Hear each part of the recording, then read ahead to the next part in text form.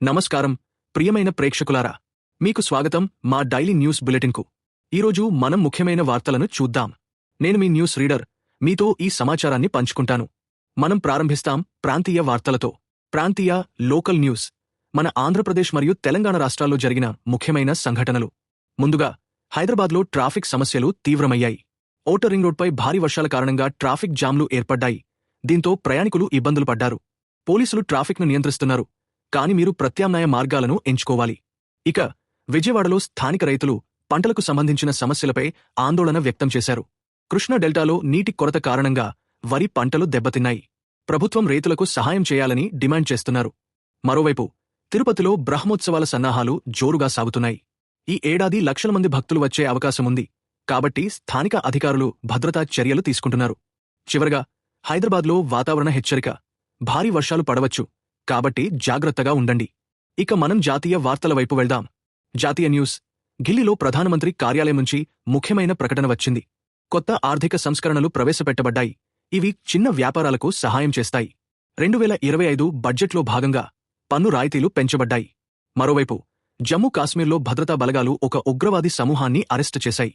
ఇది జాతీయ భద్రతకు ముఖ్యమైన విజయం. అలాగే, మహారాష్ట్రలో భారీ వరదలు సంభవించాయి. దీంతో వందల మంది నిరాశ్రయులయ్యారు.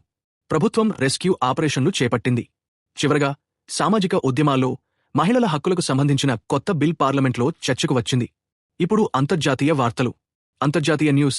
అమెరికాలో రాజకీయ ఉత్కంఠ పెరిగింది.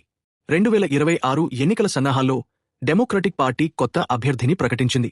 ఇది గ్లోబల్ పాలిటిక్స్పై ప్రభావం చూపవచ్చు. మరోవైపు, యూరప్లో ఉక్రెయిన్ రష్యా సంఘర్షణలో కొత్త మలుపు. శాంతి చర్చలు మళ్లీ ప్రారంభమయ్యాయి, కాని ఫలితాలు ఇంకా అనిశ్చితంగా ఉన్నాయి. చైనాలో ఆర్థిక సమస్యలు తీవ్రమయ్యాయి, ఎక్స్పోర్ట్లు తగ్గాయి. ఇది గ్లోబల్ ఎకానమీపై ప్రభావం చూపుతోంది. చివరగా, ఆఫ్రికాలో ఒక కొత్త డిప్లొమాటిక్ ఒప్పందం జరిగింది.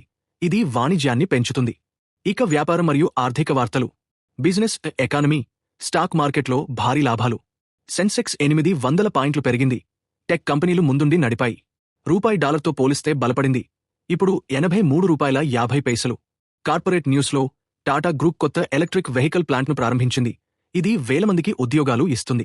మరోవైపు, ఇండియా-యుఎస్ ట్రేడ్ డీల్ మరింత బలపడింది. ఉద్యోగ ట్రెండ్స్లో ఐటీ సెక్టర్లో రిక్రూట్మెంట్ పెరిగింది. సైన్స్ టెక్నాలజీ వార్తలు మీకు ఆసక్తికరంగా ఉంటాయి. Science technology. నాసా కొత్త స్పేస్ మిషన్ను ప్రకటించింది. మార్స్పై జీవం కోసం రోవర్ పంపుతోంది. ఇది 2027లో ప్రారంభమవుతుంది. ఇక ఇండియాలో ఏఐ ఇన్నోవేషన్. ఒక స్టార్టప్ కొత్త చాట్బాట్ను డెవలప్ చేసింది. ఇది వ్యవసాయానికి సహాయం చేస్తుంది. పర్యావరణ సైన్స్లో కొత్త రీసెర్చ్ ప్రకారం ప్లాస్టిక్ రీసైక్లింగ్ టెక్నాలజీ మెరుగుపడింది. గాడ్జెట్స్లో ఆపిల్ కొత్త స్మార్ట్ ఫోన్ మోడల్ లాంచ్ చేసింది. ఇది అడ్వాన్స్డ్ కెమెరాతో వస్తోంది. ఆరోగ్య వార్తలు ముఖ్యమైనవి. హెల్త్. కొత్త వైరస్ అలర్ట్. డెంగ్యూ కేసులు పెరిగాయి. ప్రభుత్వం వ్యాక్సిన్ డ్రైవ్ ప్రారంభించింది. మెడికల్ అడ్వాన్స్మెంట్స్లో క్యాన్సర్ ట్రీట్మెంట్కు కొత్త డ్రగ్ అప్రూవ్ అయింది. Health tips. రోజూ వ్యాయామం చేయండి. ఆరోగ్యకరమైన ఆహారం తీసుకోండి. ప్రభుత్వ హెల్త్ అడ్వైజరీ. మాస్క్లు ధరించండి. సామాజిక దూరం పాటించండి. క్రైమ్ లా వార్తలు. క్రైమ్ లా. ఢిల్లీలో హైప్రొఫైల్ కేసులో విచారణ ముగిసింది. నిందితుడికి 10 సంవత్సరాల జైలు శిక్ష విధించబడింది.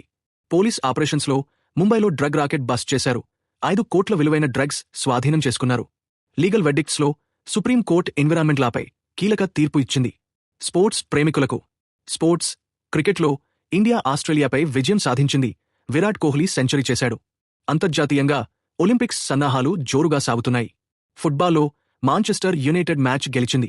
Upcoming fixtures. Tennis grand slam మరిన్ని మ్యాచ్లు. Entertainment lifestyle. టాలీవుడ్లో కొత్త movie release. Allu Arjun star film థియేటర్లలోకి వచ్చింది. సెలబ్రిటీ న్యూస్లో ప్రభాస్ కొత్త ప్రాజెక్ట్ ప్రకటించాడు. కల్చరల్ ఫెస్టివల్స్లో హైదరాబాద్లో ఆర్ట్ ఫెస్ట్ జరుగుతోంది. Fashion trends. Sustainable fashion popular అవుతోంది. వాతావరణ రిపోర్ట్. దేశవ్యాప్తంగా మధ్యస్థ వర్షాలు. హైదరాబాద్లో గరిష్ట ఉష్ణోగ్రత 36 డిగ్రీలు, కనిష్టం 24 డిగ్రీలు. ఆంధ్రప్రదేశ్లో భారీ వర్షాల హెచ్చరిక, కాబట్టి అప్రమత్తంగా ఉండండి. Climate conditions. గ్లోబల్ వార్మింగ్ కారణంగా ఎక్స్ట్రీమ్ వెదర్ పెరుగుతోంది. చివరగా, human interest story positive note. ఒక చిన్న బాలుడు, వయసు 10 సంవత్సరాలు, తన గ్రామంలో ట్రీ ప్లాంటేషన్ డ్రైవ్ చేపట్టాడు. 100 మొక్కలు నాటి పర్యావరణాన్ని కాపాడుతున్నాడు. ఇది మనందరికీ ప్రేరణ. ధన్యవాదాలు. మళ్ళీ కలుద్దాం మరిన్ని వార్తలతో. జై హింద్.